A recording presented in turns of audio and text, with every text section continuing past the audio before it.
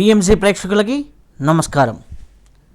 మనం ఎందరో మహానుభావుల యొక్క జీవిత విశేషాలని, సాధనా మార్గాల్ని మనం తెలుసుకుంటూ ఉన్నాం. కావ్యకంఠ వాసిష్ఠ గణపతి ముని యొక్క జీవితంలోని అనేక విశేషాలని గత 2 భాగాలుగా తెలుసుకున్నాం. వారు ఎక్కడ జన్మించారు, వారికి కావ్యకంఠ అనే బిరుదు ఎక్కడ లభించింది, అలాగే వారు ఏమేమి సాధనలు చేశారు, అక్కడి నుంచి రమణుల వారితో ఎలా పరిచయం అయింది, ఆ రమణుల వారితో పరిచయం అయిన దగ్గర నుంచి జరిగిన విశేషాలేంటి, వాటిపైన ఉమాసహస్రం ఎలా సాధన చేసి రాశారు, కుండలినీపురానికి ఎలా వెళ్ళారు, అక్కడ రేణుకామాతను ఎలా దర్శింపచేసుకున్నారు. పిఎంసి వీక్షకులకు సులక్షణమైన కానుక గణపతి ముని గాథ యోగసుధాలహరి. ఆయన జ్ఞాన విజ్ఞాన గని, ఆయన మంత్ర చైతన్య ధుని, ఆయన మనసును మధించిన అరణి, ఆయన తపస్వాధ్యాయ శిరోమణి. ఉమాం వందే మాతరం అంటూ భారత భూమిని నిరతం ఉపాసించిన ఆయనే శ్రీ రమణ మహర్షిచే నాయనా అని పిలువబడిన మహా తపస్వి, కావ్యకంఠ బిరుదాంకిత వాసిష్ఠ గణపతి ముని.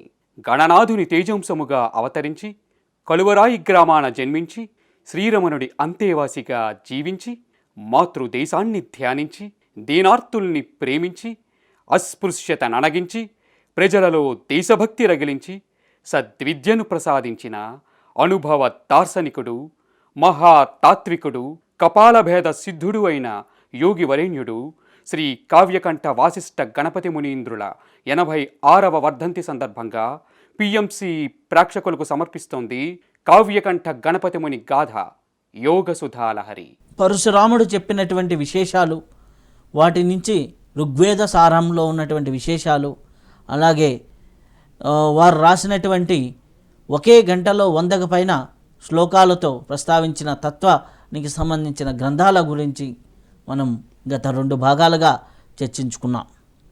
ఇప్పుడు వారు చేసినటువంటి సాధనలు, సాధనా విశేషాలు, శిష్య పరంపర, అలాగే వారు చేసినటువంటి రచనలు, రమణులకి వారికి మధ్య జరిగిన ఉత్తర ప్రత్యుత్తరాలు, అలాగే చలం గారు రాసినటువంటి స్మృతులు, అలాగే ఇలాంటి ఎన్నో విషయాలు కావ్యకంఠ వాసిష్ఠ గణపతి ముని యొక్క విశేషాలని కూలంకషంగా తెలుసుకునే ప్రయత్నం చేద్దాం.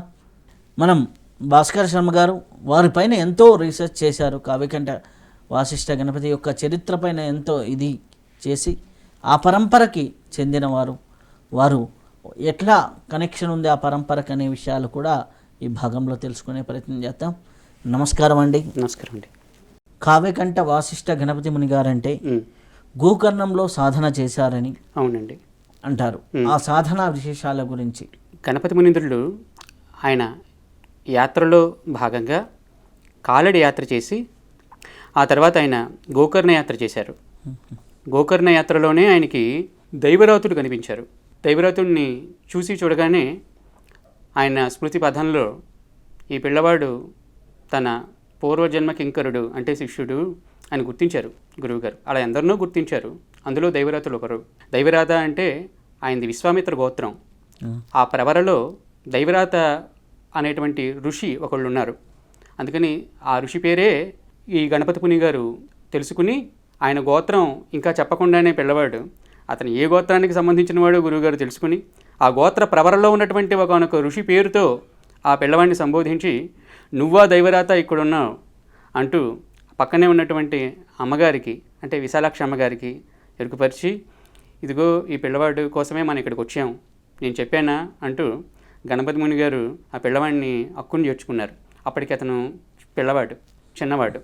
ఆ గోకర్ణంలోని వేద పండితుల వంశానికి సంబంధించినవాడు. అక్కడ వాళ్ళందరూ కూడా ఋగ్వేదాన్ని మథనం చేసిన వాళ్ళు.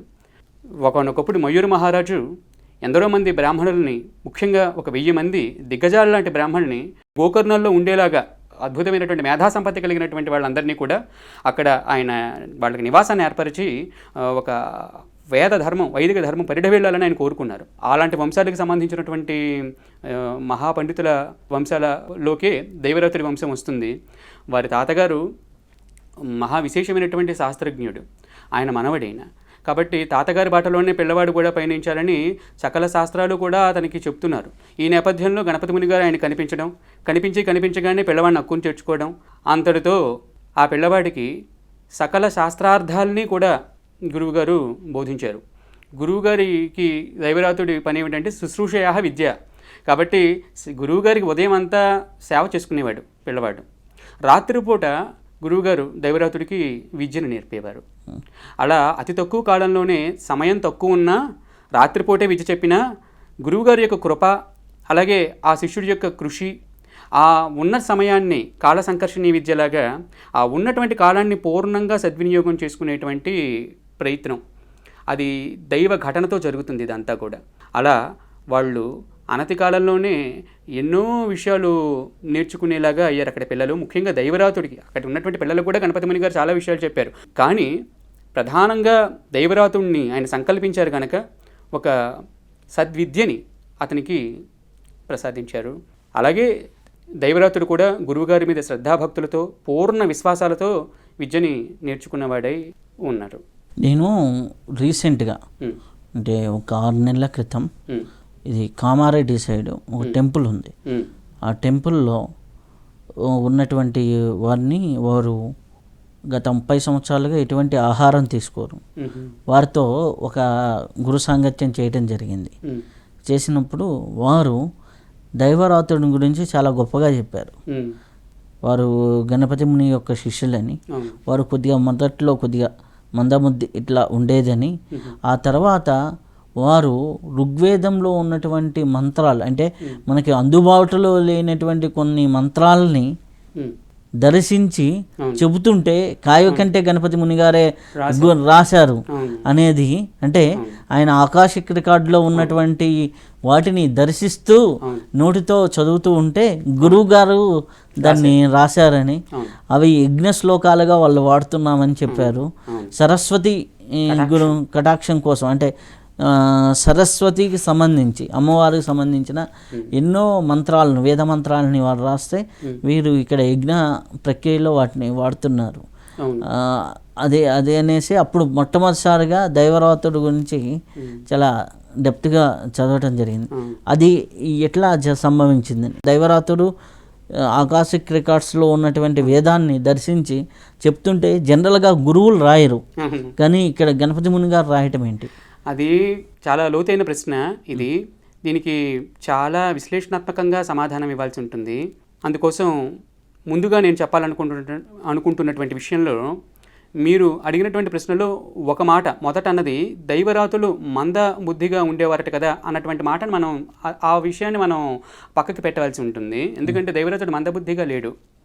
దైవరాతుడు చిన్నప్పటి నుంచి కూడా చాలా చురుకైనటువంటి పిల్లవాడు. నాకు వారు చెప్పితే వారు కూడా తెలుసుకోవాల్సినటువంటి విషయం ఇది. ఎందుకంటే వారి శాస్త్ర పరిశోధనలో వారు కూడా తెలుసుకోవాల్సినటువంటి విషయం ఇది. ఎందుకంటే శాస్త్ర పరిశోధనలో వారు ఆ కాలంలో దైవరాతుడిని వారు పరిశోధన చేస్తే వారి ఇంటికి అక్కడ ఉన్నటువంటి వాతావరణ నేపథ్యానికి నేను పరిచితుడిని కనుక అక్కడికి వెళ్ళి వచ్చిన దైవరాతుడి ఇంటికి మీరు వెళ్ళానండి. వారి అబ్బాయి అంటే వారి ఆఖరి అబ్బాయి ఆయన నాకు ఆతిథ్యం ఇస్తే అక్కడ నేను భోజనాధికారులు అవి చేశాను. దైవరాత్రి కుమారులు ఇప్పుడు ఉన్నారు. దైవరాత్రి కుమారులు అంటే వారికి దైవరాత్రి ఒక అబ్బాయి, ఆఖరి అబ్బాయి, ఆ తర్వాత అమ్మాయి ఉన్నారు. ఆఖరి అబ్బాయి అమ్మాయి ఇంకా ఉన్నారు. వారి ఇంటికి మీరు వెళ్ళొచ్చారు? వారి ఇంటికి వెళ్ళొచ్చాను నేను. ఆయనే నాకు చందో దర్శనం అంటే ఆయన రాసినటువంటి చందో దర్శన భాష్యం పుస్తకాన్ని నా చేతిలో పెట్టారు ఆయన. అప్పటికి నేను నా పూర్వజన్మ గురువులు ఎవరై ఉంటారు అనేటువంటి ఒక కోణంలో నేను అనుష్ఠానం చేసుకుంటున్నాను, గాయత్రి అనుష్ఠానం. అంటే ఎప్పుడూ కూడా మనం అనుష్ఠానం చేసుకుంటూ ఉంటాం, కానీ మనకి గురువులు ఎవరు నన్ను నడిపించి ఉండుంటారు. అసలైనటువంటి గురువుల కోసం అన్వేషణ ఇప్పుడు ఉంది. ఎందుకంటే గురుత్వం అనేది చాలా పెద్ద మాట. మనకి అందరూ ప్రేరకులే, మంచివాళ్లే, కానీ కొన్ని మంచి గుణాలు ఉన్నాయని అనుకునే లోపల ఏదో మన బాధించేటువంటి ఒక లక్షణం అక్కడ అది వాసన కావచ్చు. అయినప్పటికీ కూడా ఎక్కడో ఒక చిన్న క్రోధము ఏదో ఒక కోణంలో అంటే గురువు అంటే ఇలాగే ఉండాలని మనం కూడా ప్రోగ్రామ్ చేసుకోకూడదు. కాకపోతే కనీసం మనల్ని ఉద్ధరించడానికి కోసమైనా సరే అంటే సంపూర్ణంగా మన స్వభావాన్ని అంటే ఒక శిష్యుడి స్వభావాన్ని పూర్ణంగా అర్థం చేసుకుని వాడి స్వభావానికి అనుగుణంగా తర్ఫీదు ఇచ్చేటువంటి గురువులు మనకి చాలా వేళ్ల మీద ఉన్నారు. అలాంటి గురువులు నిజంగా ఉన్నారా అనే విషయంలో నేను చాలా అన్వేషించాను, ఇంకా అన్వేషిస్తున్నాను. నాకు తృప్తి లేదు, నాకు దాహం తీరదు. ఒక మహానుభావుడు కనిపించిన చాలా ఆనందం, శుశ్రూష చేసి ఎంతైనా నేర్చుకుందుకు ఇష్టమే. కానీ ఒక దివ్య ప్రేరణతో నడిపిస్తూ నీకు నేను ఉన్నాను, ఎలాంటి రకమైనటువంటి ఆలోచన వచ్చినా, అంటే శిష్యుడికి గురువుకి మధ్య ఏ దాపరికం ఉండకూడదు, చాలా ఓపెన్గా ఉండగలగాలి. అలాంటప్పుడే ఆ సాధన ముందుకు వెళుతుంది. దేనికి సంకోచించకూడదు. అంత ఓపెన్గా ఆ గురువుగారితో అన్నీ చెప్పుకోగలిగేటువంటి ఒక స్వభావం కలిగి శిష్యుడు ఉండాలి. అతన్ని ఎలాగైనా సరే, ఏం చేసినా సరే ఉద్ధరిస్తాను అనేలాగా ఆ గురువు ఉండాలి. అలాగే ఒక గురువుకి మొత్తం అన్ని విషయాలు కూడా సమగ్రంగా మనం ఊహించుకుంటున్నట్టు ఎన్సైక్లోపీడియా లాగా అలాగేదో ఉండాలని అక్కర్లేదు. కానీ తనకు తెలుసున్నటువంటి విషయంలోనైనా సరే నిజాయితీగా ఉన్నటువంటి గురువు, తాను ఏదైతే ఆచరిస్తున్నానని చెప్తున్నారో, సాధన చేస్తున్నానని చెప్తున్నారో, అది నిజ జీవితంలో మనందరికీ ఆదర్శంగా ఉండేలాగా ఆయన నడవడిక, ఇవన్నీ ఉన్నటువంటి వాళ్ళు మన జీవితంలో ఎంతమంది అనేటువంటిది ప్రశ్నకు వస్తుంది. అలాంటి వాళ్ళ కోసమే నా అన్వేషణ. ఈ అన్వేషణలో అంతర్భాగంగా నా పూర్వజన్మల గురువులు ఎవరై ఉంటారు అనేటువంటి తలంపు ఇప్పుడు ఉంది, అప్పుడు ఉంది. ఇలా నేను ఏదో ఒక దీక్ష పొందడం, కొంత జపం చేసుకోవడం, ఈ జపంలో అంతర్భాగంగా ఎవరైనా మహాత్ములు కలిస్తే బాగుండని అనుకోవడం, క్షేత్ర దర్శనాలు చేస్తూ ఉండడం అన్నది చేస్తూనే ఉంటాను. ఈ నేపథ్యంలో నేను దైవికంగా గోవా వెళ్ళాను. గోవాకి దగ్గరలోనే గోకర్ణ ఉన్నదనే విషయం తెలిసింది నాకు. అప్పటిదాకా గోవాకి, అంటే నేను ఉన్నటువంటి సౌత్ గోవా, అంటే ఆగొండ అనేటువంటి ప్లేస్లో నాకు ఉండడం తటస్థించింది. అక్కడికి దగ్గరలోనే గోకర్ణం, చాలా దగ్గరలో. అక్కడి నుంచి మ్యాంగ్లూర్, దాన్ని ఏమిటి, మడ్గావ్ మ్యాంగ్లూర్ ప్యాసింజర్ ఒకటి ఉంది. ఆ రైలు దారిలో చాలా సులువుగా గోకర్ణం 1-20 నిమిషాల్లో గోకర్ణం చేరుకోవచ్చు, కేవలం 20 రూపాయల టికెట్తో అనమాట.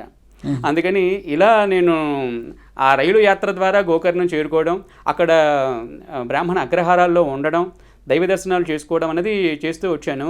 నాకు ఆ గోకర్ణం వెళ్తున్నప్పుడల్లా మనసులో ఉండేది, గణపతి ముని గారికి సంబంధించిన వాళ్ళు, దైవరాతుడికి సంబంధించినటువంటి వాళ్ళు ఎవరైనా ఈ గోకర్ణంలో మనకు కనిపిస్తారా అని. అలా 2-3 సంవత్సరాలు నేను వెళ్ళిన తర్వాత మనసులో నేను అనుకుంటూ సాధన చేసిన తర్వాత నేను ఆ దైవరాతుడి కుటుంబానికి నేను కనెక్ట్ కాగలిగాను. అంటే మనసులో ఒక సంకల్పం బలంగా ఉంటే, సంకల్ప బలం వల్ల మనం అనుకున్నటువంటి దానికి కనెక్ట్ అవ్వగలుగుతామండి ఖచ్చితంగాను. అది ఇప్పుడు ఉంది, అది అన్నిట్లోనూ ఉంది. అది కలర్ టీవీ గురించి మనం బాగా ఆలోచిస్తే దాని గురించి మాట్లాడే వాళ్ళే మనకు తారసెల్లుతారు. న్యూస్ పేపర్లో చూస్తే దానికి సంబంధించిన వార్తలు మనకి కనిపించడం, యద్భావం తద్భవతి. అలా అందుకని మహాత్ములు ఎవరైనా మనకు కనిపిస్తారనేటువంటి తీవ్రమైన సంకల్పం మనసులో ఉంటే, వాళ్ళని చూడాలి అనేటువంటి కోరికుంటే, దానికి సంబంధించింది ఏదో ఒకలాగా వాటికి సంబంధించినటువంటి దృష్టాంతాలు, వాటికి సంబంధించినటువంటి సంఘటనలు మనకి సమీపంలో వస్తాయి. మళ్ళీ వాళ్ళ ప్రారంధాన్ని, యోగ్యతని బట్టి వాళ్ళు దాన్ని అందుకోవడం ఉంది. మన ఎదురుగుండానే అద్భుతం జరిగిపోతుంది. అద్భుతం అనేది ఎప్పుడూ ఉందండి, అంతా అద్భుతమే, అన్నీ అద్భుతమే. ఏదో ఒక సందర్భంలోనే జరుగుతున్నది అద్భుతం అని అనుకోవడమే అంత ఉన్నతమైనటువంటి ఇది కాదు. అసలు ఇప్పుడు నేను మీతో మాట్లాడటమే ఒక అద్భుతం. వాక్ ఎక్కడి నుంచి వస్తుంది, అదొక అద్భుతం. ఈ మాట్లాడుతూ ఉండగా శ్వాస జరుగుతోంది నాలో, అది ఒక అద్భుతం. అలాగే ప్రతి చర్యకి వెనకాతలు ఉన్నటువంటి మూలం గురించి మనం ఆలోచిస్తే అదంతా అద్భుతమే. అందుకని ఘటన సమర్థుడైనటువంటి ఐశ్వర్యుల లీలా విలాసం అర్థం చేసుకోవడం చాలా కష్టం. ఈ నేపథ్యంలో నేను చాలా యాత్రలు చేశాను. గోకర్ణం వెళ్ళగలిగాను. గోకర్ణం వెళ్తే నేను అనుకున్నట్టుగానే దైవరాతుడి కుటుంబాన్ని చూడగలిగాను. అంతేకాకుండా గణపతి ముని గారికి మంత్రదీక్ష, అంటే ఆయనకే ఒక మంత్రదీక్షనిచ్చి గోకర్ణంలో ఆయనకు ఒక ప్రేరణ ఇచ్చి ఉమామహేశ్వర క్షేత్రంలో ఉపాసన ఎలా చేయొచ్చో కొన్ని విధానాలు, ముఖ్యంగా మృత్యుంజయ మంత్రాన్ని ఎలా సాధన చేయాలి ఆ పద్ధతుల్ని చెప్పి, గణపతి ముని గారికి అన్నీ తెలుసును, అయినప్పటికీ కూడా అంత శాస్త్రం తెలుసున్న త్రయంబక మృత్యుంజయ మంత్రాన్ని విశేషంగా అనుష్ఠించినటువంటి ఒకనొక వ్యక్తి ద్వారా మళ్ళీ తిరిగి మంత్రం గ్రహించాలనేటువంటి ఒక సంప్రదాయాన్ని కట్టుబడి, అంతటి గురువుగారు కూడా దత్తాత్రేయ దీక్షితులు అనేటువంటి ఒక వ్యక్తి గోకర్ణంలో ఉంటే ఆయన దగ్గర మంత్రాన్ని మళ్ళీ తిరిగి స్వీకరించి దాన్ని విశేషంగా అనుష్ఠించారు ఆయన. నేను దైవికంగా వాళ్ళ కుటుంబానికి నేను కలుసుకోవడం జరిగింది, వారి కుటుంబాన్ని, అంటే ఆ దత్తాత్రేయ దీక్షితుల వారి కుటుంబాన్ని నేను కలుసుకోవడం జరిగింది. మీరు నాయన గారి జీవిత చరిత్ర గుంటూరు లక్ష్మీకాంతం గారు రాసింది చదివితే అందులో దత్తాత్రేయ దీక్షితుల గారి ప్రస్తావన వస్తుంది. సన్నబేల వనదుర్గ ఆలయం దగ్గర ఆయన నడిపినటువంటి యజ్ఞ పరమైనటువంటి విధానాలకి ప్రత్యేకమైనటువంటి ఆహ్వానం పలికారు గణపతి ముని గారికి. అందుకోసం చాలా నగదు, అంటే డబ్బుల్ని కూడా పంపి ఆహ్వానించారనమాట. అయితే వారి భార్యకు అనారోగ్యం కారణంగా ఆ డబ్బులు వినియోగించానని ఆయన చెప్పడం జరిగింది. అలా ఆ దత్తాత్రేయ దీక్షితులు గారి కుటుంబానికి సంబంధించినటువంటి అగ్నిహోత్రి ఇప్పుడు గోకర్ణంలో ఉన్నారు, ఆయన పేరు బాలచంద్ర దీక్షితులు గారు. వారి ఇంట్లో కుటుంబీకులు అందరూ కూడా ఋగ్వేదం చదివిన వారే. గోకర్ణంలో ఇప్పటికీ అలాంటి పద్ధతి ఒకటి నడుస్తుంది. మనం ఏ ఇల్లు చూసినా కూడా సాధారణంగా ఆ ఇంట్లో ఒక వైదిక ధర్మం ఉందా అని ఆలోచించాల్సిన పరిస్థితి ఇవాళ వస్తుంది. కానీ గోకర్ణంలో అలా కాదు. ఒకే ఇంట్లో 5-6 సంతానం ఉన్నటువంటి వాళ్ళు ఇప్పటికీ కనిపిస్తారు.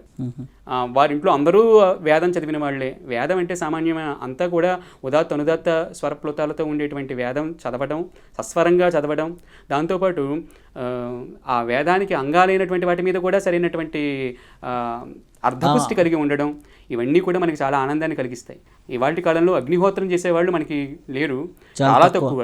అలాంటి వారిలో బాలచంద్ర దీక్షితులు గారు గోకర్ణంలో ఉన్నారు. వారిని దైవికంగా నేను కలవడం జరిగింది. అలాగే ఈ దైవరాత్రి కుటుంబానికి కూడా. అలాగే కుడివే అనేటువంటి ప్రాంతం అక్కడికి కర్ణాటకలో ఉంది. అక్కడ గణపతి ముని గారు ఉండి చాలా అనేకమైనటువంటి సాధనలు చేశారు. ఆ కుడివేకి దైవరాత్రికి చాలా అవినాభావ సంబంధం అనమాట. అంటే వాళ్ళ అన్నయ్య గారు సీతారామ భడతను ఉండేవారు. అందుకని ఆయన దగ్గర గణపతి ముని గారిని ఉంచి అక్కడ ఆ కుడివే అనేటువంటి ప్రాంతం దగ్గర శిరసి అనేటువంటి ఒక ప్రాంతం, అది శీతలత్వాన్ని కలిగించే ప్రాంతం. అందుకని ఆయనకి చల్లదనమైనటువంటి వాతావరణం కావాలి కనుక గణపతి ముని గారిని ఆ సీతారామ భడతి గారి ఇంట్లో ఉంచి ఆ శిరసిలో అక్కడ ఆయుర్వేద ఔషధిక మొక్కలన్నీ కూడా ఆ ప్రాంగణం అంతా కూడా ఉంటాయి అన్నమాట. ఒక అటవీ ప్రాంతంలో ఉంటుంది ఆ ప్రాంతం. నేను అక్కడికి కూడా వెళ్ళాను. నా రీసెర్చ్లో భాగంగా దైవికంగా ఈశ్వర చైతన్య శక్తి నన్ను అక్కడ కూడా తీసుకెళ్ళింది అనమాట. అలా గణపతి ముని గారికి సంబంధించినటువంటి తలంపులో ఉండగా ఆయనకి శిష్యుడైనటువంటి దైవరాతుణ్ణి, అలాగే ఆయనకు ఒక మంత్రదీక్ష ఇచ్చినటువంటి బాలచంద్ర దీక్షితులు గారిని ఇలా కలవడం జరిగింది. అందుకనే ఇప్పుడు కూడా శిరసి అనేటువంటి ప్రాంతంలో, ఆ శిరసికి దగ్గర కుడివే అనమాట. శిరసి అంటే చల్లదనాన్ని కలిగి ఉండేటువంటి ప్రాంతం అది. అక్కడ ఆ లోపలికి వెడితే కుడివే అనేటువంటిది పల్లెటూరు అనమాట. శిరసికి కొంచెం పట్నం. అంతకంటే లోతుల్లోకి లోపలికి వెడితే అక్కడి నుంచి ఇంచుమించు ఒక 10 కిలోమీటర్ల లోపలికి వెళ్ళాలి. వెళితే శిరసి నుంచి లోపలికి వెళ్తే కుడివే వస్తుంది అనమాట. ఊరి పేరు కుడివే. మీరు గణపతి ముని గారు రమణ మహర్షికి రాసినటువంటి లేఖలు చూస్తే కుడివే అని రాసి ఉంటాయి అక్కడ. ఆ కుడివే అక్కడికి దగ్గర అనమాట. ఆ కుడివేలో ఎప్పటికీ కూడా గణపతి ముని గారు దైవరాత్రికి ఉపదేశించినటువంటి మంత్రాలు ఏవైతే ఉన్నాయో అవన్నీ కూడా ఇంద్రయజ్ఞం రూపంలో ఆ మంత్రాలన్నీ కూడా హోమం చేయడం జరుగుతుంది. అది ఎప్పుడంటే వాసిష్ఠ గణపతి ముని జయంతి. అది ఎప్పుడంటే బహుళ అష్టమి రోజు పుట్టారు ఆయన మఖా నక్షత్రంలో. అందుకని కార్తీక బహుళ అష్టమి మఖా నక్షత్రంలో గణపతి ముని గారు పుట్టారు. జన్మదిన వేడుకల్లో తిథి ప్రధానంగా ఉంటుంది కనుక ఈ ఏటేటా వచ్చేటువంటి బహుళ అష్టమి ఏదైతే ఉందో అప్పుడు వాసిష్ఠ గణపతి ముని పేరు చెప్పుకుని కులివేలో ఎక్కడా లేని విధంగా హోమం చేస్తారండి. అక్కడ ఉన్నటువంటి దత్తాత్రేయ దీక్షితుల వారి వంశం వాళ్ళందరూ వస్తారు కులివే. నేను దైవికంగా ఒకళ్ళ గురించి ఒకళ్ళు తెలియకుండా అలా ఊళ్ళు వెళ్ళాను. నేను కులివే వెళ్ళి విడిగా కలిశాను, గోకర్ణంలో ఉన్నటువంటి వాళ్ళని విడిగా కలిశాను. తర్వాత వీళ్ళకి అవినాభావ సంబంధం ఉందని తర్వాత తెలిసింది. అలా తెలియకుండానే గణపతి ముని గారికి పరిచితమైనటువంటి కుటుంబానికి నన్ను కలిపారు గణపతి ముని గారు. అంటే ఒక కుటుంబానికి నన్ను కలపడం, అలా కుటుంబానికి దగ్గర కావడం, అలా వాళ్ళ కుటుంబంలో ఒక మనిషిగా వాళ్ళు నన్ను స్వీకరించడం. మా నాన్నగారు అమ్మగారి షష్ఠిపూర్తి కూడా అక్కడే నేను చేయించగలిగాను అనమాట. వారి నేతృత్వంలో మా తండ్రి గారి షష్ఠిపూర్తి జరిగింది. కూష్మాండ హోమం అది చేసి విశేషమైనటువంటి మృత్యుంజయ జపం అది చేశారు. గణపతి ముని గారికి వారి కుటుంబంలో ఉన్నటువంటి దత్తాత్రేయ దీక్షితుల వారి మంత్రం అనుగ్రహిస్తే నేను వారిని అర్థించాను. మీ కుటుంబం కదా, మీ పరంపరే కదా, వారి నుండి నేను మంత్రం అందుకుంటే, అంటే మీ నుంచి నేను మంత్రం అందుకుంటే మీ కుటుంబ పరంపరకి సంబంధించినటువంటి వాళ్ళ ద్వారా నేను మంత్రం అందుకునేవాడిని అవుతాను. ఆ విధంగా గణపతి ముని గారి పరంపరకి నేను పరిచితుణ్ణి, అంటే కుటుంబ సభ్యుడిగా పరిచయం కాగలిగేటటువంటి వాడిని అవుతాను. ఇది కదా పరంపరాగతమైన విషయం అని వారు నేను అర్థిస్తే వారు ఆ ఋగ్వేద పండితులు నాకు మృత్యుంజయ మంత్రాన్ని అక్కడ ఉన్నటువంటి అశ్వత్థ వృక్షం కింద ఉపదేశించడం జరిగింది. అలా గురువుగారి ద్వారా మృత్యుంజయ మంత్రాన్ని నేను గ్రహించగలిగాను అన్నమాట. అంటే జనరల్గా అందరూ కూడా త్రయంబకం యజామయే అని చెప్తారు, కానీ కొన్ని బీజాక్షరాలు ముందర ఉంటాయి. చాలామంది ఆ బీజాక్షరాలని మిస్ చేస్తూ ఉంటారు కదా. అంటే వేద మంత్రాలు, తంత్ర మంత్రాలు అని మంత్రాలు 2 రకాలండి. బీజాక్షరాలు అంటే అన్ని అక్షరాలు కూడా మంత్రాలే. అక్షరాలు అంటే అవి సంస్కృత అక్షరాలు 50 కనుక ప్రతిదీ కూడా మంత్రపోతమైందే. అం, ఆం, ఇం, ఈం ఇలా చెప్తే అది అక్షరాన్ని పూర్ణత్వం చేస్తే అన్ని వర్ణాలు కూడా బీజాక్షరాలే. అయితే అక్షరం యొక్క తత్వాన్ని మనం తెలుసుకోగలగాలి. అక్షరాన్ని ఎలా ఉపయోగించాలి, అక్షరాన్ని ఎలా ఉచ్చరించాలి అన్నది అది ఇంగ్లీష్లో చెప్తే దాన్ని ఫొనెటిక్స్ అంటారు. ఈ ఫొనెటికల్ సైన్స్ అనమాట. ఈ ఫొనెటిక్స్ గురించి బాగా అవగాహన అన్నది మనకి తైత్తరీయ ఉపనిషత్తులో కనిపిస్తుంది. అంటే మన వైదిక ఋషులు ప్రతిదానికి కూడా ఒక శాస్త్రాన్ని మనకి నిబద్ధం చేసి పెట్టారు. కాబట్టి అక్షరానికి మాత్ర అన్నది బలం. అంచేత సామం అనేది సంతానం అవుతుంది. అంచేత దానికి సరైనటువంటి శిక్ష కావాలి. శిక్షావల్లిలో ఒక మంత్రాన్ని ఎలా ఉచ్చరించాలి, ఏ కోణంలో ఉచ్చరించాలి, ఇవన్నీ వీటి విలువలు, వీటి రహస్యాలు అన్నీ కూడా మనకి తెలియజేశారు. ఈ తత్వం అంతా తెలుసున్నటువంటి వాళ్ళు ఋషులు అనమాట. ఆ తత్వాన్ని పుణికిపుచ్చుకున్న వాళ్ళు నేటి ఋషులైనటువంటి గణపతి ముని గారు, దైవరాతుడు, వీళ్ళంతా అనమాట. ఈ మృత్యుంజయ జపం అని మీరు అంటున్నారు కనుక, మృత్యుంజయ జపం అనేది వైదిక మంత్రం. అయితే ఆ వైదిక మంత్రానికి ఒక విశేషమైనటువంటి తాంత్రిక మంత్రాన్ని కూడా సంపుటి చేసి చేసేటువంటి విధానం ఒకటి ఉంది. అది సంజీవిని మంత్రంగా. అయితే మంత్రాన్ని బహిర్ముఖంగా చెప్పేటువంటి సంప్రదాయానికి నేను సుముకుని కాదు కనుక ఆ మంత్రపరమైనటువంటి విధానాన్ని నేను వేదిక ముందర ఒక మంత్రాన్ని ప్రస్తావించదలుచుకోలేదు. అయితే గురువుగారే స్వయం దస్తూరిలో రాసినటువంటి మంత్రం ఉంది కనుక, అది వారి దస్తూరికి సంబంధించింది కనుక, రాయస్కామో వజ్రహస్తం సుదక్షిణం పుత్రోణ పితరంభువి అనే మంత్రాన్ని నేను ఉచ్చరించడం జరిగింది. మరి అది ఎందుకు మీరు ఉచ్చరించారని మీరు నన్ను అడగచ్చు. అది గణపతి ముని గారే స్వయం దస్తూరిలో బహిర్ముఖం చేశారు కనుక, గురువులు చేసిన దాన్ని నేను చెప్పేటువంటి నేపథ్యంలో ఆ విరాణ మహామంత్రాన్ని నేను ఉచ్చరించి ఉండొచ్చు. అయితే ఈ మంత్రం తిరిగి గురువు గారి నుంచి నాకు ఒకటి ఉపదేశం అయింది కనుక, ఆ మంత్రాన్ని తిరిగి నేను వేదిక మీద నేను దాన్ని బహిర్ముఖం చేయడం లేదు, కానీ వారి నుంచి నేను అలా అందుకుని ఆ గురు పరంపరకి బాంధవ్యం అయ్యానని చెప్పడం ఒక పద్ధతి. ఇంకోటి స్వామి, మీరు వారి జీవితం మీద రీసెర్చ్ చేసిన తర్వాత ఒక అద్భుతమైనటువంటి పాటని, వారి జీవిత సారాన్ని మొత్తాన్ని ఒక పాటలో పెట్టి అది అందించే, అంటే ఒకసారి నాకు చెప్పారు. ఆ పాట గురించి ప్రస్తావన మీరు చేస్తే గణపతి ముని గారి మొత్తం విషయాలు దాంట్లో వస్తాయి కాబట్టి ఒకసారి ఆ పాట గురించి చెప్తూ దాని పాట మీరు పాడి వినిపిస్తే చాలా బాగుంటుంది. చాలా సంతోషం. గురువుగారిని హృదయపూర్వకంగా తలుచుకున్నప్పుడు ఆ ఆనందంలో మీరు రచించింది నాకు దైవికంగా రచన అన్నది రావడం, సాగడం జరుగుతోంది. అది గురుకృప విశేషమే. అది నా వాక్కుకి కానీ నా రచనకి కానీ మూల ప్రేరణగా ఉంటున్నటువంటి యోగ స్వరూపుడు, అమృత స్వరూపుడు అయినటువంటి గణపతి ముని గారి యొక్క చరిత్రని అంతటినీ కూడా ఒక పాటలో చెబితే బాగుంటుందనేటువంటి నా సంకల్పానికి గురువుగారు ఓతనిచ్చి నా చేత రాయించింది. అది తప్పకుండా మీతో పంచుకుంటాను. తప్పకుండా. ఓం నమో భగవతే శ్రీ రమణాయ. శ్రీ వాసిష్ఠ గణపతి మునిభ్యో నమః, ఋషిభ్యో నమః. ఉమామహేశసుతుడు దయా సముద్ర సాంద్రుడు, మహామనుష్య జన్మనుంది కవి తిలకుడు గణకుడు, ప్రచండ చండి భక్తుడు, కృపాళు శూళిధ్యాతుడు, తపోగ్రయోగ నిరతుడు, కపాల భేద సిద్ధుడు, అగమ్య గోచర ప్రపంచమూలతత్వశోధకుడు, అనంత శాస్త్ర సాగర సారమెరిగె ఋషినాథుడు, శ్రీరమణ బోధబద్ధుడు, జ్ఞాన మార్గ అనుజుడు, కావ్యకంఠ బిరుదానాయల నడచిన పూజ్యుడు, అత్యాశ్రమ పాలకుడు, అద్వైత దార్శనికుడు, అవధూత స్థిత నిష్ఠుడు, మందస్మిత శ్రీముఖుడు, తత్వఘంటా శతకకారుడు, అభినవ స్మృతికారుడు, తత్వఘంటా శతకకారుడు, అభినవ స్మృతికారుడు, వేదవాంగ్మయ వ్యాఖ్య చేసిన సాయనుడి సమానుడు, వేణవేళ స్తుతులు చేసెను మహిన మసలిన మాన్యుడు, లోకశోకహరుడు, దీనార్థపరాయణుడు, భవరోగభిషగ్వరుడు, స్వతంత్ర సమరయోధుడు, అస్పృశ్యతనగించిన ఆదర్శనాయకుడు, ఇంద్రసంఘస్థాపకుడు, రాజనీతి కోవిదుడు, ఇంద్రసంఘస్థాపకుడు, రాజనీతి కోవిదుడు, లాలి భాష నిపుణుడు, లీలామోహనుడు, రమణ గీత ప్రబోధకుడు, గూఢార్థతంత్రగ్రాహ్యుడు, అణువు అణువున రేణుకమ్మను తలచినాడి ధీరుడు, పరశురాముడి అస్త్రమంత్రద్రష్టయైన వీరుడు, విజ్ఞానరాశి తాపనాశి వారణాసి వాసుడు, పంచకోటి పంచాక్షరి జపము సలిపిన దక్షుడు, జ్యోతిష్యమర్మరసజ్ఞుడు, ధర్మార్థ ప్రవర్తకుడు, నిష్కామ కర్మయోగ్యుడు, నిరాడంబర చరితుడు, సమసమాజ సమార్చకుడు, సనత్కుమార వారసుడు, శ్రీ విద్యా విలసితుడు, లలిత కళా వల్లభుడు, నిరుపమాన గుణములకు ఆరాధ్యుడి మహాత్ముడు, నిర్విషయ యోగపు ధార తడిచిన పూర్ణయోగ చంద్రుడు, విశ్వచరిత భరత చరిత ఘనత చాటిన ఘటికుడు, శిష్యకోటికి అభయమొసగిన అవతార మహాపురుషుడు, అవధాన ధురంధరుడు వైరాగ్యపరాత్పరుడు లంబోదర అంశజుడు గణపతి ముని పుంగవుడు లంబోదర అంశజుడు గణపతి ముని పుంగవుడు.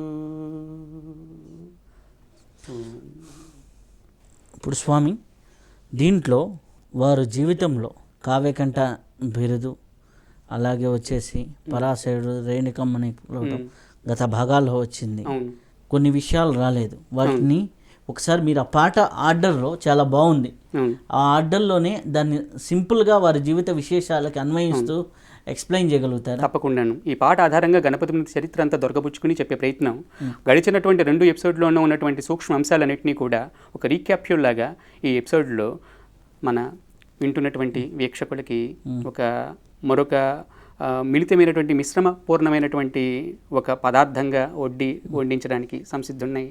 తప్పకుండా ఆ ప్రయత్నం చేస్తాను మీరు చెప్పినట్టు. ఉమామహేశ సుతుడు దయా సముద్ర సాంద్రుడు మహా మనుష్య జన్మనుందే కవితలకుడు గణకుడు. అంటే ఇక్కడ గణపతి ముని యొక్క జన్మ విశేషాన్ని ఇక్కడ మొదట చెప్తున్నాను. ఆయన మొట్టమొదట ఉమతో మొదలుపెట్టాను, ఎందుకంటే ఆ ఉమా సహస్రాన్ని రాసి ఆ శక్తి చైతన్యాన్ని దొరకబుచ్చుకుని ఆ శక్తినే పూర్ణంగా ఉపాసించినటువంటి మహానుభావుడు. ప్రచండ చండే తన కులదైవంగా బతికినటువంటి యోగి కాబట్టి. ప్రచండ చండికి వజ్రేశ్వరికి డిఫరెన్స్ ఉందా? ఆవిడే వజ్రవైరోచని. ప్రచండ చండికి చిన్న మస్తాకి, ఆ తర్వాత వజ్రవైరోచనికి అభేదం.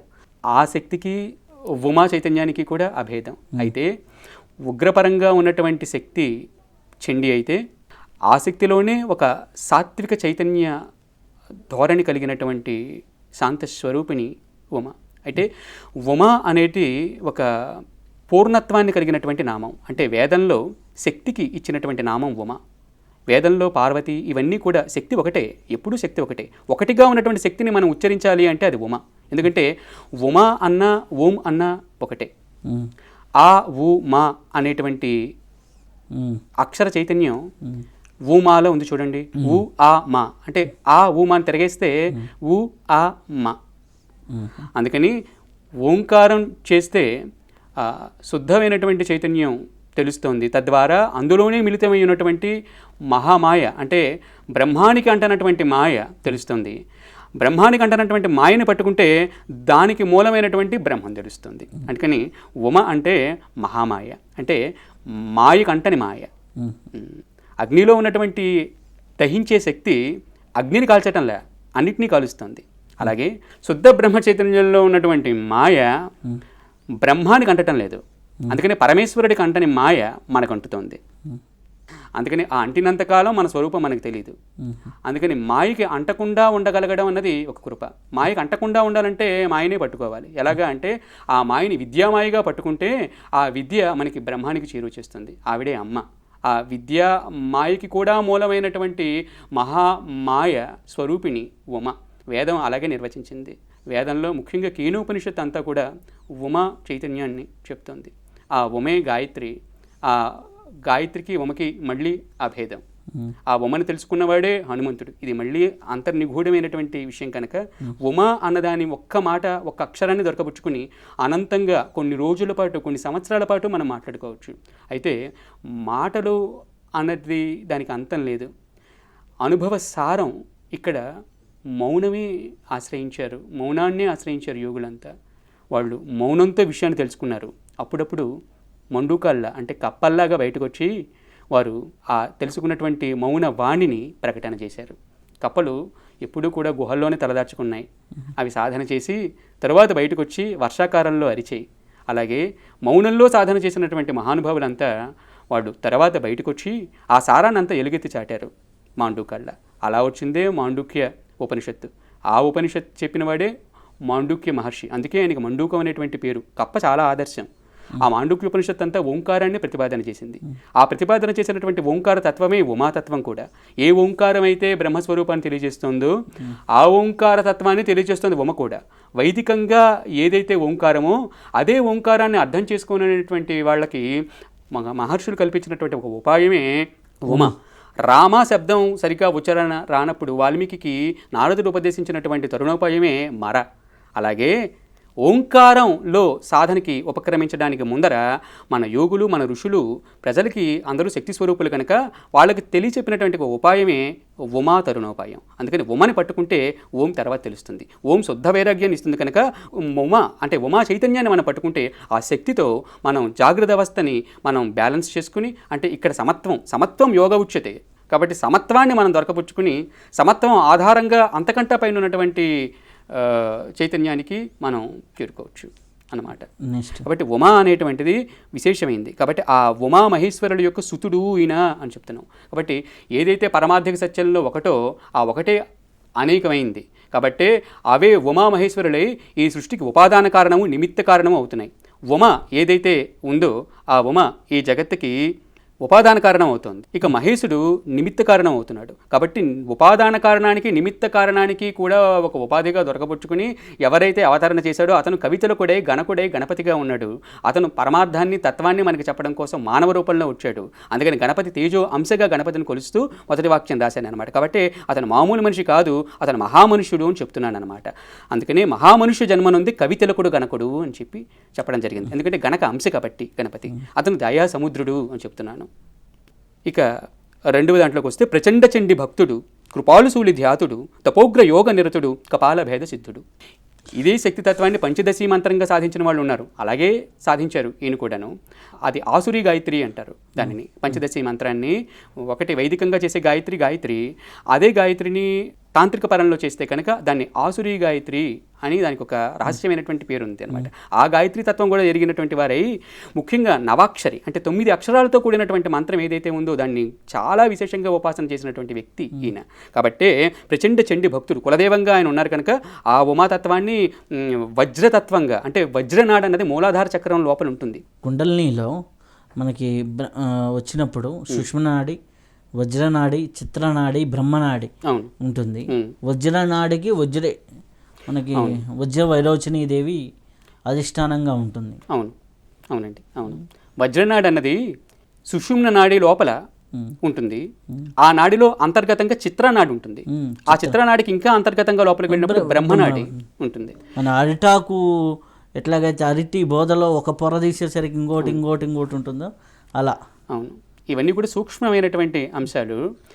ఈ నాడులకు సంబంధించినటువంటి రహస్యాలన్నీ కూడా చాలా విశేషంగా అర్థం చేసుకుని ఆ నాడీ చైతన్యాన్ని అనుభవంలోకి తెచ్చుకుని ఆ తత్వాన్ని అంతటికీ వేద మూలత్వాన్ని కూడా పరిశోధించి మనకి తెలియజేసినటువంటి మహాత్ముడు ఎవరైనా ఈ పృథివీ మీద ఉన్నారు అంటే ఆ మహానుభావుల వరుసలో ప్రథమ స్థానంలో మనం చెప్పుకోదగినటువంటి వ్యక్తి కావ్యకంఠ వాసిష్ఠ. అంటే ఇదంతా ఏ గ్రంథంలో ఉమాసహస్రంలోనే ఆయన రాసినటువంటి ఉమాసహస్రం అనేది అసామాన్యమైనటువంటి గ్రంథరాజ్యం. అందులో మీరు వెళ్ళాలే కానీ అది ఒక సముద్రం. అందులోకి వెడితే మీకు కుండలిని యోగం యొక్క రహస్యం అంతా కూడా అందులో ఉంది. కుండలిని యోగం గురించి చాలా ప్రచారం ఉంది. అసలు కుండలిని అంటే ఏమిటి, దాని మూలం ఏమిటి, దాన్ని ఎలా సాధన చేయాలి, దాన్ని ఎలా అర్థం చేసుకోవాలి అన్నది చాలా జాగ్రత్తగా చాలా ఉన్నతంగా చెప్పారు గురువు గారు. ఎందుకంటే ఒక సాధకుడికి వచ్చేటువంటి ఎన్నో సందేహాలకి సమాధానాలు బయట పుస్తకాల్లో దొరకవు.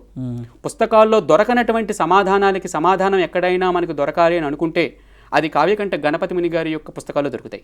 అయితే ఆ పుస్తకాల్లో ఉన్నాయన్నటువంటి విషయం అందరూ ఆ పుస్తకాన్ని చదివినటువంటి ఒకవేళ ఆ పుస్తకం ఒక 1000 మందికి ఇచ్చి అది చదువుకుని ఆ అర్థం తెలుసుకోండి అంటే వాళ్ళు అందులోనే ఆ సమాధానం వాళ్ళ దగ్గర ఉన్నా కూడా వాళ్ళు తెలుసుకునే అవకాశం చాలా తక్కువ మందికి ఉంటుంది. ఎందుకంటే ఎవరైతే నిజంగా సాధన చేస్తారో ఆ సాధకుడికే ఒక ప్రశ్న ఉదయిస్తుంది.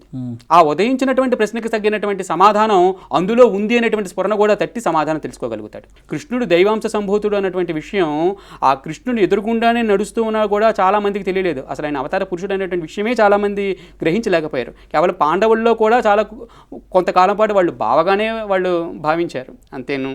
అయితే భీష్ముడు కూడా ఉపదేశం చేస్తాడు అర్జునుడికి చివరి కాలంలో కృష్ణుడి యొక్క తత్వాన్ని, చైతన్యాన్ని. ఇలాగా అవతార పురుషులు మన ఎదురుగుండానే ఉన్న మహానుభావులు మన పక్కనే నడుస్తూ వెళ్తున్నా కూడా వాళ్ళ యొక్క చైతన్యాన్ని అర్థం చేసుకోవడం అన్నది మనకి ఉండటం లేదు. అలాగే గణపతి ముని గారు కూడా ఆయన యొక్క విశేషత్వాన్ని మనం అర్థం చేసుకోలేకపోయామనిపిస్తుంది.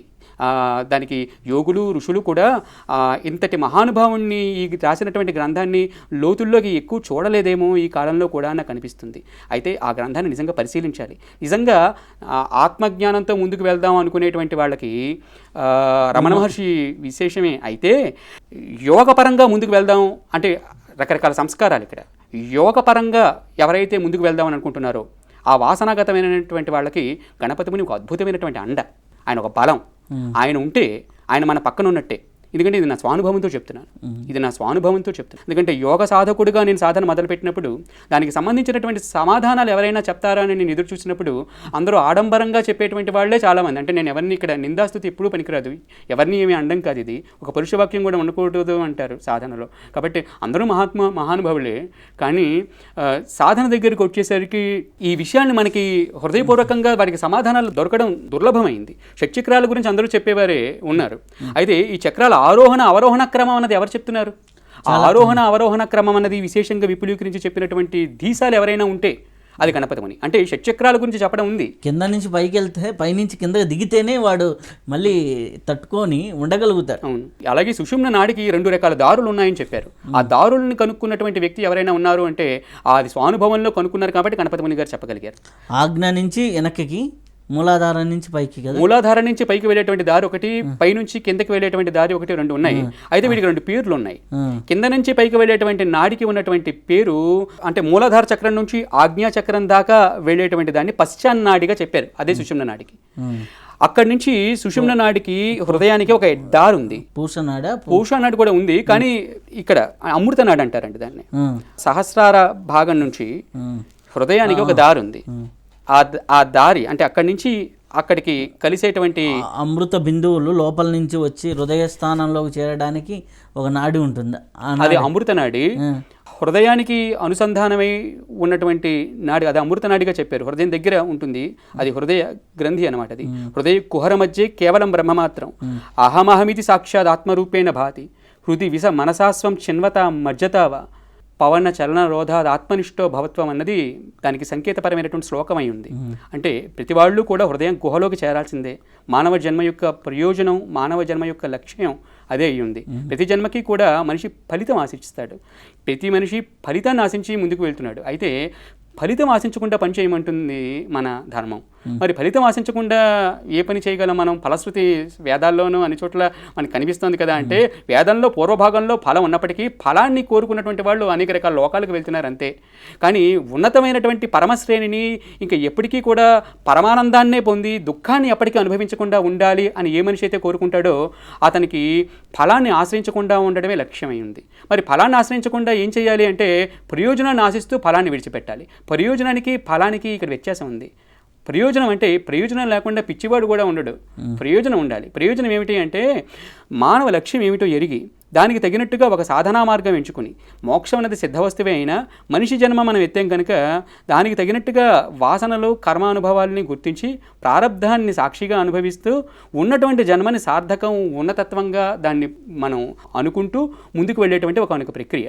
దానికి గణపతి ముని గారు ఒక అద్భుతమైనటువంటి ఉపాయం చెప్పారు. గణపతి ముని గారు ఏం చేశారంటే ఆ తత్వానికి చేరడానికి ముందర ఒక కవచంలాగా ఒక అద్భుతమైనటువంటి సిద్ధాంతాన్ని ఏర్పాటు చేసి మనకి వెళ్ళారు. దాంట్లో అంతర్భాగంగానే సుషుమ్న నాడి అనేటువంటి నాడిని అసలు అర్థం చేసుకోవడం విధానం ఎలాగో చెప్పారు. ఆ సుషుమ్న నాడికే మరో పేరు ప్రచండ చండిగా మనం చెప్పచ్చు. అదే చిన్న మస్త. మస్తం చిన్నమైతే అది హస్తగతం అవుతుంది. అందుకనే చిన్న మస్తాదేవి చేతిలో మస్తిష్కం ఉంటుంది. ఎందుకంటే అంటే బుద్ధిని ఎవరైతే తెలుసుకుంటారో, ఆ బుద్ధిలో ఉన్నటువంటి చైతన్యాన్ని ఎవరైతే తెలుసుకుంటారో వాళ్ళకి ఈడా పింగళ నాడుల యొక్క చైతన్యం తెలుస్తుంది. ఈడా పింగళ నాడులు అంటే ఏవో ప్రత్యేకంగా ఎలాగో ఉంటాయని అది ఒక సంకేత నామం రూపంలో మనకి అర్థం చేశారంతే. ఈ చైతన్యం అంతటికీ కూడా పేర్లు మనం పెట్టుకున్నాం. మనకి ఎప్పుడూ కూడా ఏమిటంటే పేర్లు అనేవి కన్ఫ్యూజన్కి దారితీస్తాయి. నామరూపాత్మకమైనటువంటి జగత్తు మనకి ప్రతిబంధకం అయిపోతుంది. జ్ఞాన బంధువు జ్ఞాన బంధ. ఏ జ్ఞానం అయితే మనకు బంధువో ఆ జ్ఞానమే మనకి బంధమై కూర్చుంటుంది. అందుకని జ్ఞానంలో కూడా ఒక కాంప్లికేషన్ ఉంది. అలాగే యోగశాస్త్రంలో కూడా ఒక కాంప్లికేషన్ ఉంది. గణపతి ముని గారు చేసిందే మోస్ట్ కాంప్లికేటెడ్ టాపిక్ని స్వీకరించడం. అందుకని అయితే దాన్ని చాలా సింప్లిఫైడ్గా మనకి తెలియజేసేటువంటి విధానం కూడా ఆ పక్కనే ఉంది. చాలామంది ఏంటంటే ఈయనటువంటి విధానం ఈయన చెప్పినటువంటి ఇది చాలా కాంప్లికేటెడ్ అనుకుని అది స్వీకరించడం జరగలేదు. అయితే సాధన నిజంగా చేస్తూ ఉంటే చాలా ప్రశ్నలు లోపల నుంచి ఉదయిస్తాయి. అవి మీ మైండ్కి చాలా కాంప్లికేటెడ్గా మారిపోతాయి. ఆ మారిపోయినటువంటి వాటికి చాలా సింప్లిఫైడ్ ఆన్సర్స్ ఇచ్చేటువంటి వాళ్ళు ఎవరైనా ఉన్నారా అంటే that is none other than Ganapati Muni అనమాట. అది మనం రాసుకోవాలన్నమాట. అది అలాంటి చైతన్యంలో అంతర్భాగంగానే సుషుమ్న నాడికి 2 దారులు ఉన్నాయని ఆయన చెప్పారు. అదేంటంటే ఒకటి పశ్చాన్నాడి అంటే వెనుక భాగం నుంచి పైకి వెళ్ళేటువంటి మార్గం ఒకటి, అక్కడి నుంచి హృదయ గ్రంథికి అంటే హృదయం అనేటువంటి దాన్ని గుండెగా అర్థం చేసుకోకూడదు. గుండెకి కుడివైపున ఉండేది హృదయంగా మనం అర్థం చేసుకోవాలి. ఆ హృదయాన్ని చేరుకోవడానికి 3 మార్గాలు. ఒకటి రమణుడు ఉపదేశించినటువంటి అహం అన్వేషణ, అహం తత్వం అన్వేషణ, అహం మూలం ఎవరు నేను అనేటువంటి స్ఫురణను దొరకపుచ్చుకుని వెళ్ళడం ఒక పద్ధతి. 2 మజ్జన మార్గం. మీ చెప్తున్నటువంటి సజ్జన సంగచ్చల్లో అంతర్భాగంగానే ఇప్పుడు నేను మజ్జన మార్గం గురించి మాట్లాడదలుచుకున్నాను. మజ్జన మార్గం యొక్క రహస్యం ఏమిటంటే, ఏదైనా సరే సాధన, అది ఏ సాధన అయినా కానివ్వండి, అది భక్తి యోగం కానివ్వండి, అది కర్మయోగం కానివ్వండి, అది జ్ఞానయోగం కానివ్వండి, అది జ్ఞానయోగం కంటే పైన ఉన్నటువంటి విజ్ఞాన యోగం, అక్కడ అహంస్ఫురణ తెలుస్తుంది. అయితే ఈ జ్ఞానం దాకా, జ్ఞానం అంటే ఇక్కడ విజ్డమ్ అనమాట, ఇక్కడ ఆశ్రయించేదాకా కూడా ఒక వ్యక్తి ఒక లెవెల్లో ఉంటాడు. ఆ లెవెల్లో ఉండేదాకా కూడా కలయిక కావాలి. అంటే జీవాత్మ పరమాత్మల యొక్క కలయిక కావాలి. ఆ కలయిక కోసం, ఆ సాధకుడు సౌలభ్యం కోసం తను ఏ సాధనైనా స్వీకరించవచ్చు. స్వీకరించినటువంటి ఆ సాధనని భగవద్దత్తంగా తను భావిస్తూ ఒక ప్రపత్తి మార్గం, అంటే ఒక భక్తి మార్గంలో మునకలు వేయడం. మజ్జనం అంటే మునక, మజ్జనం అంటే లీనం అవ్వడం అనమాట. మజ్జనం అంటే అది అబ్జార్ప్షన్, దాని పేరే లయంగా కూడా మనం చెప్పచ్చు అనమాట. అందుకని లీనం కావాలి, ఎక్కడ హృదయంలో లీనం కావాలి. అలా హృదయంలో లీనం అవ్వడం కోసం ఏం చేయాలి అని అనుకున్నప్పుడు ఆయన యోగం అనేటువంటి ఒక అద్భుతమైనటువంటి విషయాన్ని దొరకపుచ్చుకుని దాన్ని ఎంత సమగ్రంగా చెప్పాలో అంత సమగ్రంగానూ చెప్పినటువంటి యోగి వరేణ్యుడు ఎవరైనా ఉన్నారు అంటే పరమపూజ్యుడు ఆయనే కావ్యకంఠ వాసిష్ఠ గణపతి మునీంద్రులు. అందుకని అమృతపరమైనటువంటి చైతన్యం ఏదైతే ఉందో అది సహస్రారం నుంచి ఆ సుషుమ్న నాడి వేళ్లాడుతోందిట. ఎలాగా ఇక్కడికి గుండెకి వేళ్లాడుతోందిట. దీనికే తైత్తరీయ ఉపనిషత్తుల్లో ఒక మంత్రాన్ని ప్రమాణంగా చెప్పారు గురువుగారు. అంటే ఒక విషయాన్ని ఉంది అని చెప్పడం సామాన్యమైనటువంటి విషయం. ఉంది అంటే ఎక్కడ ఉంది, దానికి మూలం ఎక్కడ అనేటువంటిది శాస్త్రానికి సంబంధించినటువంటి విషయం. అవి చెప్పకుండా కేవలం అనుభవమే చెప్తే అది పొసగదు. ఒకవేళ చాలామంది రామచిలక పరమైనటువంటి పలుకుల్లాగా షట్చక్రాలు అని చెప్పడం వాళ్ళ రివాజ్ అయింది. ఆ తర్వాత అన్నింటినీ దర్శించామని చెప్పడం కూడా రివాజ్ అయింది. నాడులు పేర్లు ఉంటాయి, వాటిని ఉటంకించడం కూడా రివాజ్ అయింది. ఉంటే ఎక్కడున్నాయి అవి? స్వానుభవంలో వాళ్ళు ఎలా వాటిని అనుభవించారు, అనుభవిస్తే వాటి యొక్క చలనం ఎలా ఉంది, మొత్తం చలన చైతన్యంలో ఉన్నటువంటి ఆనందాన్ని వాళ్ళు ఎలా అనుభవంలోకి తెచ్చుకున్నారు అన్నది చాలా చాలా లోతైనటువంటి అంశం. సాధన చేసినటువంటి సాధకుడికి దాన్ని బోధ చేసేటువంటి గురువుకి ఉండాల్సినటువంటి అవినాభావ సంబంధంలోనే తెలుస్తాయి ఈ విషయాలన్నీ కూడా. వజ్ర వైరోచిని సాధనే సుషుమ్న నాడి సాధన అన్నారు. సుషుమ్న నాడి సాధన వజ్ర వైరోచిని సాధనే. అవును, సూక్ష్మంలో సుషుమ్న నాడి, అవును, బహిర్గతంగా ఓ మంత్రం. అవును, మంత్ర సాధన చేస్తే తీసుకెళ్లేది అక్కడికే. అవును, ఆ వజ్రనాడి మీదకే దృష్టి తీసుకెళ్తుంది. అవును, దాన్ని మదించడమే చివరికి జరిగేది. అవునండి, అవును, అవును. ఆ వజ్రనాడిని సాధన చేసిన తర్వాత కపాల మోక్షాన్ని పొందినటువంటి కావ్యకంఠ గణపతి ముని వృత్తాంతాన్ని చెప్పండి ఇంకా డీప్గా. ఆ వృత్తాంతం చెప్తాను. ఆ వృత్తాంతంలో భాగంగా మీకు ఈ పాటని నేను చేస్తున్నాను కనుక ఈ పాటలోనే మీరు అడిగినటువంటి వృత్తాంతాన్ని నేను తెలియజేస్తాను. ఎందుకంటే ఇక్కడే వస్తుంది ఆ ఘట్టం. ప్రచండ చండి భక్తుడు, కృపాలిశూలి ధ్యాతుడు, తపోగ్ర యోగ నిరతుడు, కపాల భేద సిద్ధుడు. ఇప్పటిదాకా మనం ఆయన చెప్పినటువంటి విషయాల్ని ఈ పాటలో ఈ చరిత్రలో దొరకపుచ్చుకుని చెప్పుకుంటున్నాం. ప్రచండ చండిని ఎలా సాధన చేసాడు అని చెప్తూ ఆ ప్రచండ చండిని మనం పశ్చాన్నాడి సాధనగా మనం చేస్తే ఆ తర్వాత అదే మనకి విశేషమైనటువంటి శాంత సాధనగా తెలిసి అమృత సాధనగా మనకి చివరికి హృదయానికి దగ్గర చేస్తుంది అనమాట. దానికి మూలమైనటువంటి మంత్రం ఎక్కడుందంటే తైత్తరీయ ఉపనిషత్తులో ఉంది.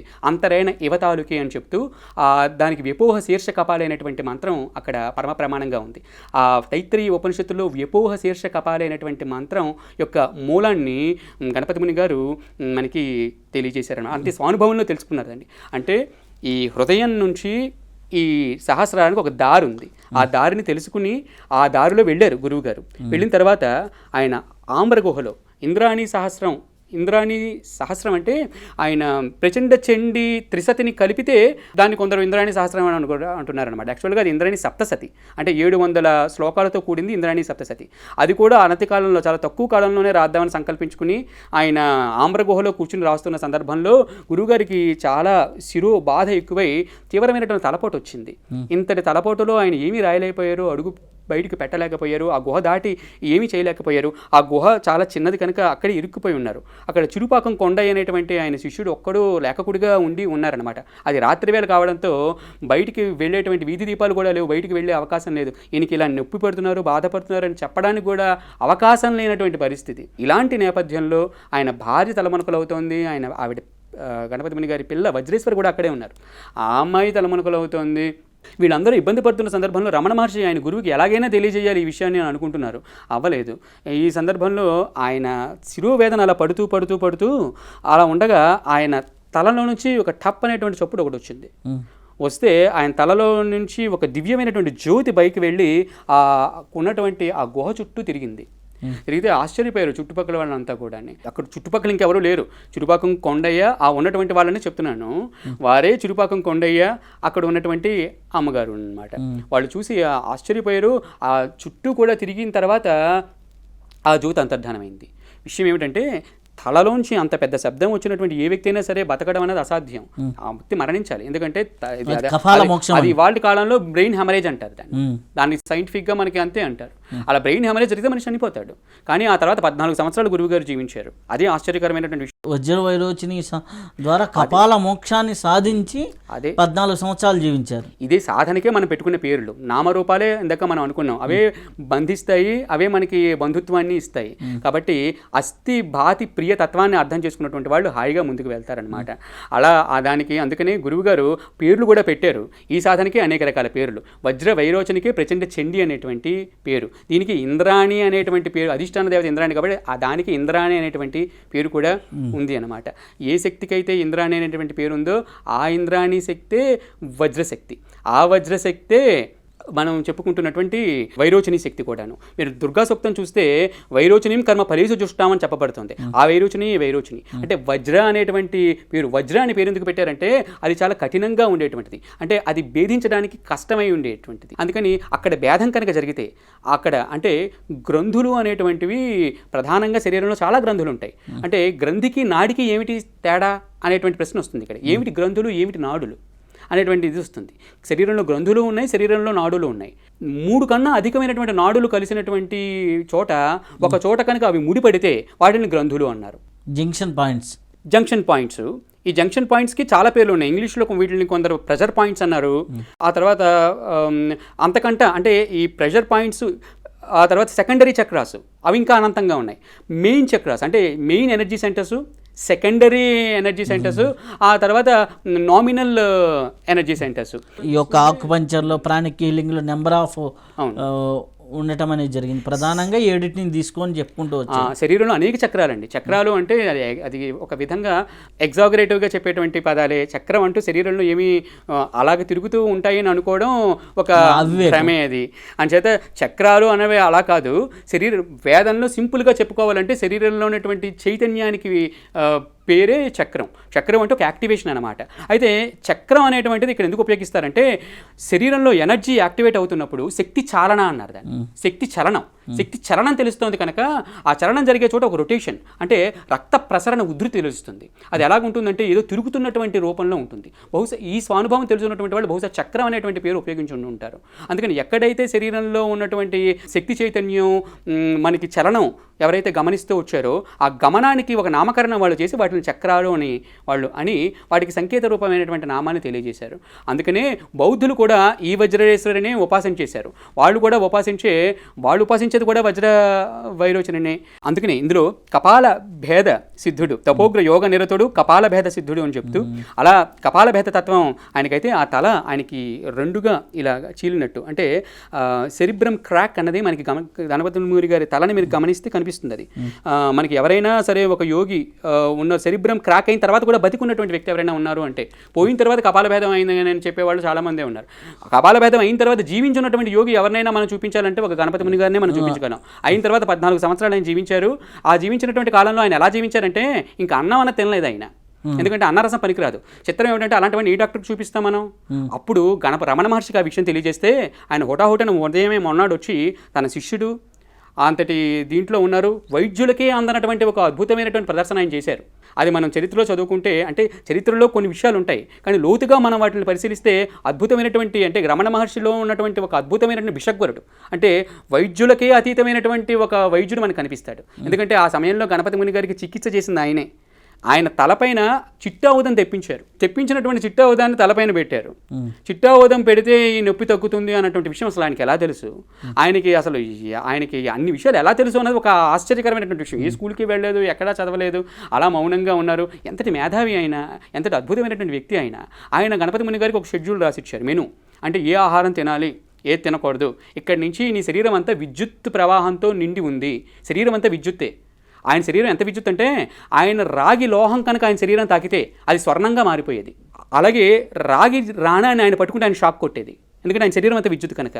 అందుకని ఆయన జేబులో ఉన్నటువంటి డబ్బుని ఆయన తీసేవారు కాదు, ఎవరినైనా తీయమనేవారు.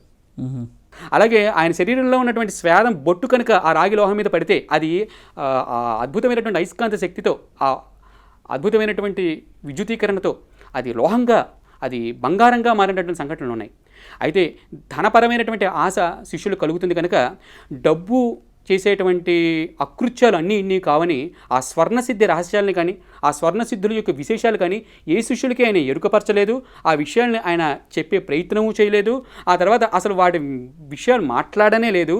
గురువుగారు కూడా అతి సాధారణంగా జీవించినటువంటి వ్యక్తి. ఆయన ఆస్తులు ఏమీ సంపాదించలేదు, ఎవరి నుంచి ఏమీ స్వీకరించలేదు. అసలు ఆయన చేసినటువంటి సాధనపరమైనటువంటి విషయాలు ఆయన స్వానుభవంలో ఆయన ఉంటూ ఆయన ఎవరి నుంచి ఏమీ ఆశించకుండా, ఆఖరికి శిష్యుల నుంచి కూడా ఆయన కీర్తి ప్రఖ్యాతులను ఆశించకుండా వెళ్ళిపోయినటువంటి మహానుభావుడు. ఆయన గురించి ఇవాళ మనం మాట్లాడుకుంటున్నాం, ఆయన గురించి ఇవాళ మనం చెప్పుకుంటున్నాం. మహానుభావుడు. చాలా చాలా కృతజ్ఞతలు. ఒక సాధకుడికి కావ్యకంఠ గణపతి ముని గ్రంథ రచన చదవాల్సిన అవసరం ఎంతుందో కూలంకషంగా స్పష్టంగా మీరు చెప్పినందుకు చాలా చాలా కృతజ్ఞతలు. మరికొన్ని విశేషాలని మరొక భాగంలో తెలుసుకుందాం. అంతవరకు సెలవు. నమస్కారం.